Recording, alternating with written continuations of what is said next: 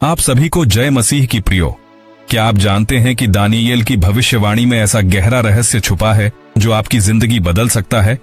70 सप्ताह की यह भविष्यवाणी सिर्फ इतिहास की कहानी नहीं है, बल्कि मसीहा के आगमन, उनके बलिदान और आपके उद्धार से जुड़ी हुई एक परमेश्वर की महान योजना है। क्या आप तैयार हैं इस चमत्कारी रहस्य को जानने के लिए? अगर हाँ, तो यह वीडियो आपको अंत तक चौंकाए रखेगा। लाइक करें, शेयर करें, सब्सक्राइब करें और कमेंट बॉक्स में हालेलुया जरूर लिखें। यह रहस्य आपके जीवन को नया मोड़ दे सकता है। तो क्या आप इसे जानने के लिए तैयार हैं? प्रिय मित्रों, आज हम एक ऐसी भविष्यवाणी के बारे में बात करने जा रहे हैं जो न केवल पुराने नियम की पुस्तक दानियेल में समाहित है, बल्कि हमारे जीवन और विश्वास की यात्रा को भी गहरे तरीके से प्रभावित करती है। यह भविष्यवाणी परमेश्वर के अद्भुत योजना के बारे में है, जिसे उसने पहले से तय किया है, और इस योजना का प्रमुख केंद्र है मसीहा का आना, उनका बलिदान और संसार का उद्धार।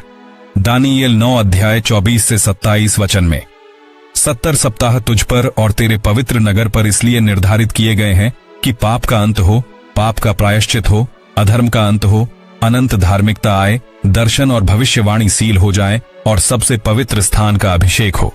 इसलिए तुझे यह जानना और समझना है कि जब तक परमेश्वर की व्यवस्था के अनुसार मसीहा प्रभु यीशु का आगमन न हो, तब तक यह 70 सप्ताह जारी रहेंगे। अब इस भविष्यवाणी में 70 सप्ताह का क्या मतलब है? बाइबल में हमें बताया गया है कि एक सप्ताह का मतलब 7 साल होते हैं। इसलिए 70 सप्ताह का मतलब है 490 साल। यह 490 साल इस्राएल के इतिहास में मसीहा के आगमन और उनके कामों से जुड़ा हुआ है। जब हम दानियेल की भविष्यवाणी को पढ़ते हैं तो हम पाते हैं कि परमेश्वर ने पहले ही यह योजना निर्धारित कर दी थी कि मसीहा किस समय आएगा, क्या करेगा और संसार के उद्धार के लिए उसकी यात्रा कैसे होगी। दानियेल 9 अध्याय 25वां वचन में लिखा है, जब तक मसीहा आकर अपनी भूमिका निभाने के लिए तय समय में प्रकट नहीं होते, तब तक 7 सप्ताह और 62 सप्ताह होंगे। यहाँ परमेश्वर ने स्पष्ट रूप से यह कहा है कि मसीहा का आना एक निश्चित समय पर होगा और यह समय पहले से निर्धारित था।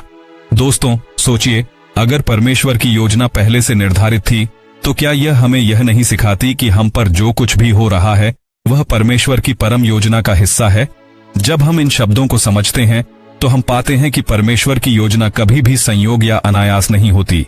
वह हमें बताता है कि हमारे जीवन की घटनाएं एक गहरी दिव्य योजना का हिस्सा है। इस भविष्यवाणी में यह भी स्पष्ट किया गया है कि मसीहा का आना एक सटीक समय पर होगा और उसकी सेवकाई, उसका बलिदान और संसार का उद्धार सब कुछ परमेश्वर की पूर्ण योजना के तहत था।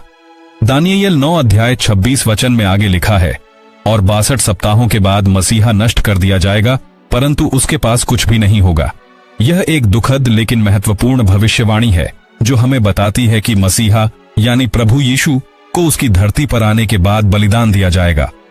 यह वह समय था जब प्रभु यीशु ने हमारे पापों के लिए क्रूस पर अपना जीवन बलिदान किया।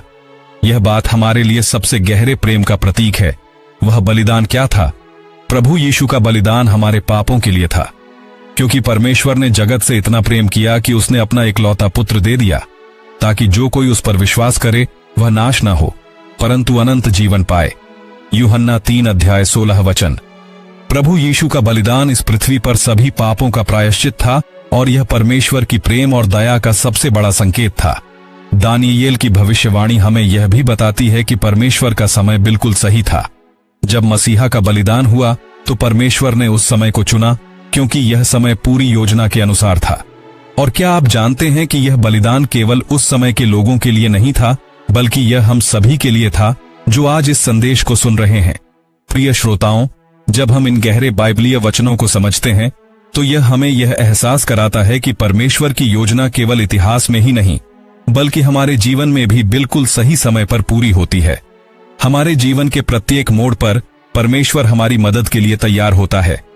दानियेल 9 अध्याय 27 वचन में लिखा है, और वह एक सप्ताह में बहुतों के साथ वाचा करेगा और मध्य सप्ताह में बलिदान और अन्न बलि को बंद कर देगा और एक घृणित वेदी के साथ पवित्र स्थान को पवित्र करेगा। यह वचन हमें यह बताता है कि मसीहा का आना सिर्फ उसकी जीवन यात्रा का हिस्सा नहीं था, बल्कि एक वैश्विक परिवर्तन का संकेत था। यह वैश्विक परिवर्तन वही था जब परमेश्वर ने दुनिया को इस संकट से बाहर लाने के लिए मसीहा को भेजा। प्रभु यीशु के बलिदान और उनके कार्यों के माध्यम से परमेश्वर ने संसार को उद्धार का रास्ता दिखाया। क्या हम आज भी इस उद्धार का हिस्सा बनने के लिए तैयार हैं? क्या हम विश्वास के साथ इस योजना को स्वीकार करते हैं? प्रिय मित्रों, दानियेल की 70 सप्ताह की भविष्यवाणी हमें यह सिखाती है कि परमेश्वर की योजना पहले से तय है और यह हमें विश्वास में दृढ़ रहने का साहस देती है। हम सभी को यह समझना चाहिए कि परमेश्वर की योजना में जो कुछ भी होता है वह हमारे भले के लिए होता है। जैसे मसीहा का आना पहले से निर्धारित था, वैसे ही हमारी जिंदगी में भी परमेश्वर का समय बिल्कुल सही है। अब हम यह जानने के लिए और अधिक उत्साहित हैं कि हम कैसे इस भविष्यवाणी को पूरी तरह से समझ सकते हैं और इसे अपने जीवन में कैसे लागू कर सकते हैं। प्रिय मित्रों, अब हम दानियेल की 70 सप्ताह की भविष्यवाणी में प्रवेश करते हैं, जहां हम इस भविष्यवाणी के गहरे अर्थ और इसके हमारे जीवन पर प्रभाव पर ध्यान केंद्रित करेंगे। जैसा कि हमने देखा, यह भविष्यवाणी मसीहा के आगमन, उनके बलिदान और संसार के उद्धार से जुड़ी हुई है। आज हम इस पर और गहराई से विचार करेंगे कि परमेश्वर ने कैसे अपनी योजना को कार्य रूप दिया और मसीहा ने हमारे उद्धार के लिए क्या किया। दानियेल 9 अध्याय 24 से 27 वचन की भविष्यवाणी की गहरी व्याख्या हमें परमेश्वर की योजना को समझने में मदद करती है। इस भविष्यवाणी के माध्यम से हमें यह पता चलता है कि मसीहा का आना, उनका बलिदान और उनका कार्य परमेश्वर की पूरी योजना का हिस्सा थे। आइए इस बात पर और अधिक ध्यान दें। दानियेल 9 अध्याय 25 वचन में परमेश्वर ने स्पष्ट रूप से कहा है कि मसीहा का आगमन एक निश्चित समय पर होगा। यह समय परमेश्वर द्वारा पहले से निर्धारित था और मसीहा के आगमन से पहले 7 सप्ताह और 62 सप्ताह का समय पूरा होना था। यह समय मसीहा के आशीर्वाद और बलिदान के लिए एक तैयारी था। परमेश्वर ने यह सब पहले से तय किया था। तुझे यह जानना और समझना है कि जब तक परमेश्वर की व्यवस्था के अनुसार मसीहा प्रभु यीशु का आगमन न हो, तब तक यह 70 सप्ताह जारी रहेंगे। यह हमें यह सिखाता है कि मसीहा का आना किसी भी संयोग या दुर्घटना का परिणाम नहीं था, बल्कि यह एक परम योजना का हिस्सा था। परमेश्वर ने अपने उद्धार के लिए एक स्पष्ट मार्ग तय किया था। इसका मतलब है कि हमारे जीवन में भी जो कुछ भी घटित हो रहा है वह परमेश्वर की योजना का हिस्सा है। क्या आप महसूस करते हैं कि परमेश्वर की योजना हमारे जीवन के हर एक पहलू में शामिल है? अब दानियेल 9 अध्याय 26 वचन में हमें यह बताया गया है कि मसीहा को नष्ट किया जाएगा। यह दुखद भविष्यवाणी प्रभु यीशु के क्रूस पर बलिदान होने की ओर इशारा करती है। जैसा कि हम जानते हैं, प्रभु यीशु का बलिदान हमारे पापों के लिए था। यह परमेश्वर के प्रेम का सबसे बड़ा प्रतीक था और 62 सप्ताहों के बाद मसीहा नष्ट कर दिया जाएगा, परंतु उसके पास कुछ भी नहीं होगा। यहाँ हम देखते हैं कि मसीहा का बलिदान उसके लिए केवल दुहक और पीड़ा लाया, लेकिन यह हमारे उद्धार का मार्ग प्रशस्त करता है। प्रभु यीशु का बलिदान न केवल उस समय के लोगों के लिए था, बल्कि यह सभी पीढ़ियों और सभी राष्ट्रों के लिए था। क्योंकि परमेश्वर ने जगत से इतना प्रेम किया कि उसने अपना एकलौता पुत्र दे दिया, ताकि जो कोई उस पर विश्वास करे वह नाश न हो, परंतु अनंत जीवन पाए। यूहन्ना 3 अध्याय 16 वचन। हम इस तथ्य को कैसे समझ सकते हैं कि प्रभु यीशु का बलिदान हमें न केवल पाप से मुक्ति दिलाता है, बल्कि यह हमें परमेश्वर के साथ एक सशक्त संबंध भी प्रदान करता है। क्या आप भी इस प्रेम को महसूस करते हैं जो परमेश्वर ने हमें दिया? दानियेल 9 अध्याय 27 वचन में हमें यह बताया गया है कि मसीहा अपने कार्यों को पूरा करने के बाद एक सप्ताह में बहुतों के साथ वाचा करेगा और मध्य सप्ताह में बलिदान और अन्न बलि को बंद कर देगा। यह संकेत है कि मसीहा का कार्य केवल इस्राएल तक सीमित नहीं था, बल्कि उसने सारी दुनिया के लिए उद्धार का रास्ता खोला। और वह एक सप्ताह में बहुतों के साथ वाचा करेगा और मध्य सप्ताह में बलिदान और अन्न बलि को बंद कर देगा और एक घृणित वेदी के साथ पवित्र स्थान को पवित्र करेगा। यह वचन हमें यह बताता है कि मसीहा ने यह उद्धार पूरी दुनिया के लिए किया। उसके बलिदान और अन्न बलि की समाप्ति के साथ उसने एक नई व्यवस्था स्थापित की। यह हम सभी के लिए परमेश्वर की नई वाचा का प्रतीक है, जो हमें उसके साथ गहरे संबंध में आने का अवसर देती है। मसीहा ने इस वाचा के माध्यम से हमें परमेश्वर के साथ सीधा और व्यक्तिगत संबंध स्थापित करने का अवसर दिया। यह वाचा न केवल एक निश्चित समय और स्थान से जुड़ी थी, बल्कि यह हर उस व्यक्ति के लिए थी जो विश्वास के साथ मसीहा को स्वीकार करता है। परंतु जितने ने उसे स्वीकार किया, उन्हें परमेश्वर के पुत्र बनने का अधिकार दिया। यूहन्ना 1 अध्याय 12 वचन 27। इस वचन में यह भी बताया गया है कि मसीहा के बाद बलिदान और अन्न बलि समाप्त हो जाएगी। इसका अर्थ यह है कि मसीहा का बलिदान अब अंतिम था। इससे पहले लोग परमेश्वर से जुड़ने के लिए बलि चढ़ाते थे, लेकिन मसीहा का बलिदान एक बार और हमेशा के लिए था। उसका बलिदान सभी बलियों का पूरा करता है और हमें परमेश्वर के साथ एक स्थायी संबंध देता है। जब हम इस तथ्य को समझते हैं कि मसीहा का बलिदान हमारे पापों का प्रायश्चित करता है, तो यह हमारे जीवन में गहरी शांति और संतोष लाता है। इसका अर्थ यह है कि हम अपने पापों से मुक्त हो सकते हैं और परमेश्वर के साथ एक सही संबंध स्थापित कर सकते हैं। प्रभु यीशु का बलिदान हमें यह सिखाता है कि जब हम परमेश्वर के साथ जुड़ने का प्रयास करते हैं तो हमें पूरी तरह से उसकी योजना के प्रति समर्पित होना चाहिए। उसका बलिदान हमें यह याद दिलाता है कि हमें अपने पापों से दूर हटकर परमेश्वर के साथ अपने संबंध को मजबूत करना चाहिए। आज हम दानियेल की भविष्यवाणी में देख चुके हैं कि मसीहा का आगमन, उनका बलिदान और उनका कार्य परमेश्वर की योजना का हिस्सा थे। यह हमें यह सिखाता है कि परमेश्वर का कार्य हमारे लिए एक गहरी उपहार है और हम इसे पूरी तरह से स्वीकार करके अपने जीवन को परमेश्वर के मार्गदर्शन में ला सकते हैं। प्रिय मित्रों, हम दानियेल की भविष्यवाणी पर अपनी यात्रा में प्रवेश कर चुके हैं। पहले हमने देखा कि मसीहा का आगमन, उनका बलिदान और उनके कार्य परमेश्वर की योजना का हिस्सा थे। अब हम आगे बढ़ते हैं और यह समझने की कोशिश करते हैं कि यह भविष्यवाणी हमारे उद्धार के लिए क्या संदेश देती है और मसीहा के कार्य का हमारे जीवन पर क्या प्रभाव है। दानियेल 9 अध्याय 24 से 27 वचन की भविष्यवाणी का केंद्रीय विषय मसीहा के कार्य की पूर्णता है। यह हमें यह समझाने में मदद करता है कि प्रभु यीशु ने जो कुछ भी किया वह हमारे उद्धार के लिए था। मसीहा का बलिदान एक पूर्ण और अंतिम बलिदान था जो हमें परमेश्वर से मिलाने के लिए था। दानियेल 9 अध्याय 26 वचन में लिखा है, और 62 सप्ताहों के बाद मसीहा नष्ट कर दिया जाएगा, परंतु उसके पास कुछ भी नहीं होगा।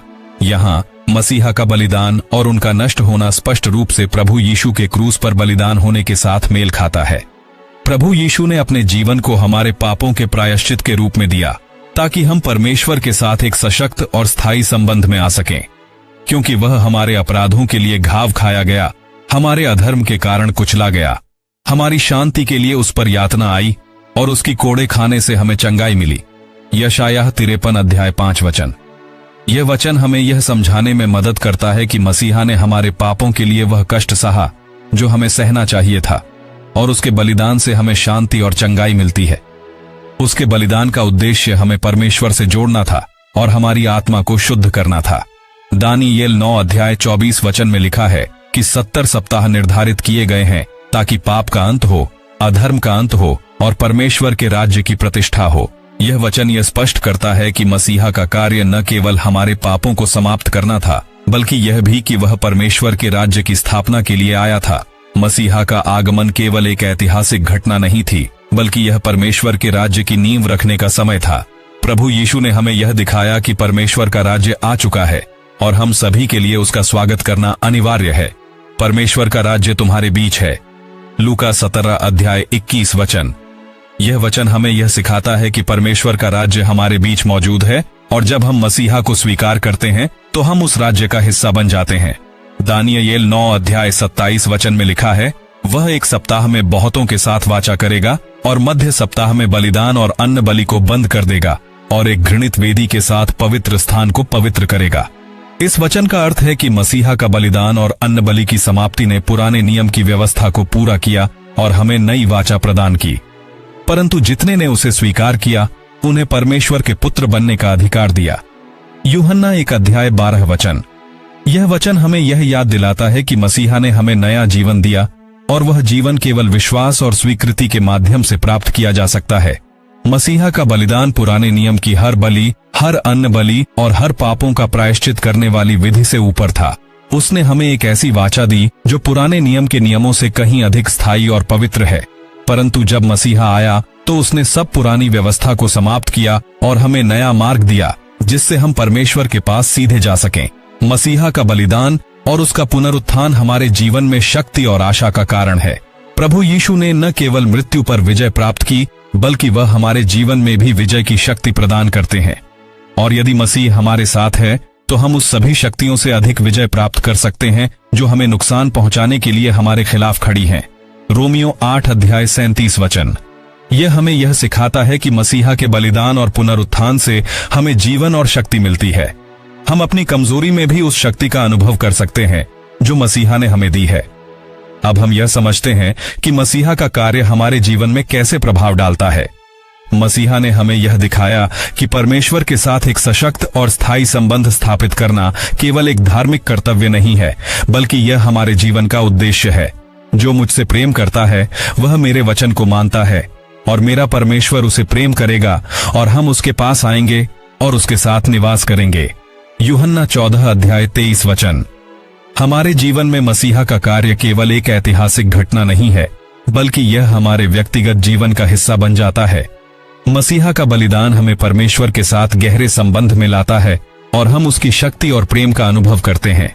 आज हम दानियेल की भविष्यवाणी में देख चुके हैं कि मसीहा का कार्य हमारे उद्धार के लिए था और उसने हमें परमेश्वर से जोड़ने के लिए अपना जीवन दिया। उसका बलिदान और पुनरुत्थान हमारे लिए शक्ति, आशा और जीवन का स्रोत है। हम सभी को इस उपहार को स्वीकार करना चाहिए और मसीहा के साथ एक सशक्त और स्थायी संबंध बनाना चाहिए। प्रिय मित्रों, हम दानियेल की भविष्यवाणी के इस अद्भुत विषय पर अपनी यात्रा के अंतिम भाग में प्रवेश कर चुके हैं। अब तक हमने देखा कि मसीहा का आगमन, उनका बलिदान और उनका पुनरुत्थान परमेश्वर की योजना का हिस्सा थे। हमने यह भी समझा कि मसीहा का कार्य केवल एक ऐतिहासिक घटना नहीं था, बल्कि यह हमारे व्यक्तिगत जीवन में गहरा प्रभाव डालता है। अब हम यह देखेंगे कि यह भविष्यवाणी हमें क्या सिखाती है और हमारे जीवन में इसका क्या महत्व है। दानियेल की 70 सप्ताह की भविष्यवाणी केवल भविष्य के बारे में नहीं है, बल्कि यह परमेश्वर की योजना को समझने का एक महत्वपूर्ण साधन है। यह भविष्यवाणी हमें यह सिखाती है कि परमेश्वर ने सब कुछ पहले से तय किया है और जो कुछ भी हो रहा है वह उसकी महान योजना का हिस्सा है। सुनो, तुम जब तक कहोगे नहीं, मैं तब तक नहीं बोलूंगा। दानियेल 9 अध्याय 24 वचन। परमेश्वर ने हमें यह बता दिया है कि उसके काम को किसी भी तरीके से प्रभावित नहीं किया जा सकता। उसका समय और योजना सटीक रूप से निश्चित है। इस भविष्यवाणी में 70 सप्ताह या 490 वर्ष का उल्लेख है और हम जानते हैं कि यह समय मसीहा के आने, उनके बलिदान और संसार के उद्धार के लिए निर्धारित किया गया था। इन 490 वर्षों में परमेश्वर ने यह सुनिश्चित किया कि मसीहा आएगा और उसकी मृत्यु और पुनरुत्थान के द्वारा संसार का उद्धार होगा। इस प्रकार हम देखते हैं कि परमेश्वर की योजना न केवल पिछले इतिहास को निर्धारित करती है, बल्कि भविष्य को भी पूर्ण रूप से नियंत्रित करती है। दानियेल 9 अध्याय 27 वचन में लिखा है, वह एक सप्ताह में बहुतों के साथ वाचा करेगा और मध्य सप्ताह में बलिदान और अन्न बलि को बंद कर देगा। मसीहा की वाचा केवल उस समय के लिए नहीं थी, बल्कि यह एक स्थायी वाचा है।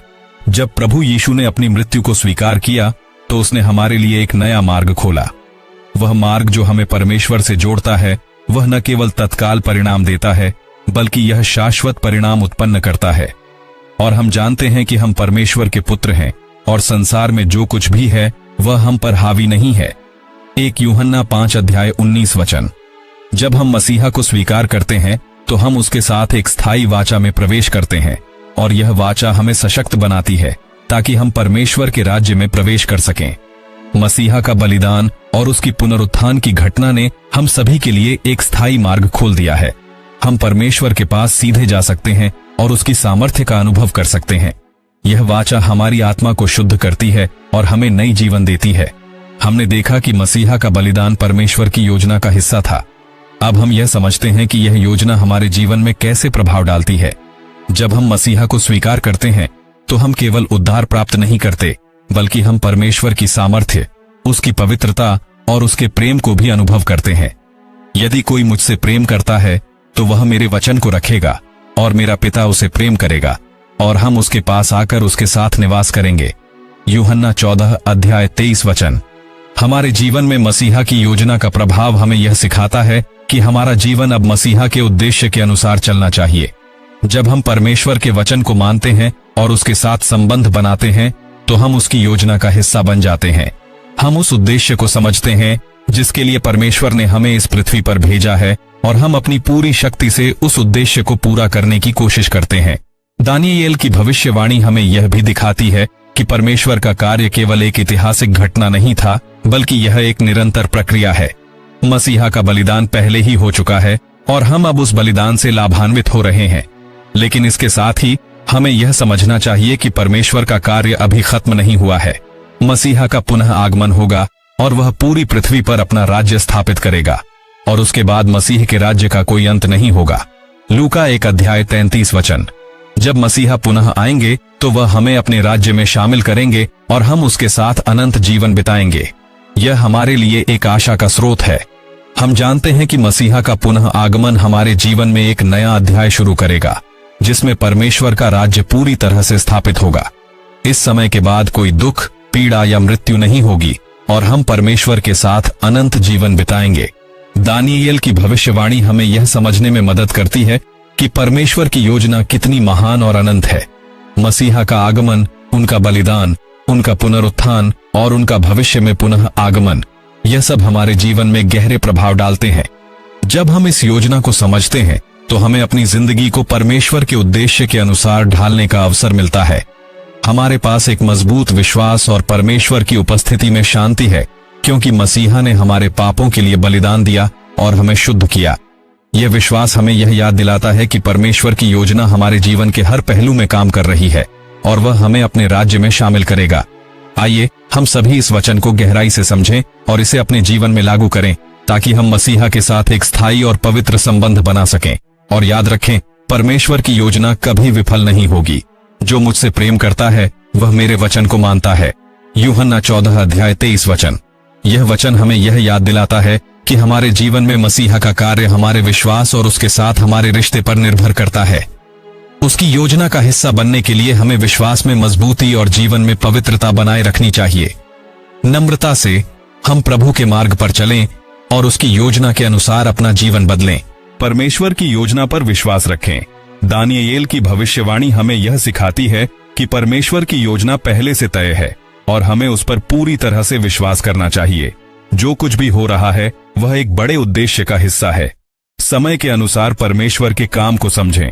कभी कभी हमें परमेश्वर के कामों का सही अर्थ और समय समझने में मुश्किल होती है, लेकिन यह भविष्यवाणी हमें यह दिखाती है कि सब कुछ समय के अनुसार ही होता है।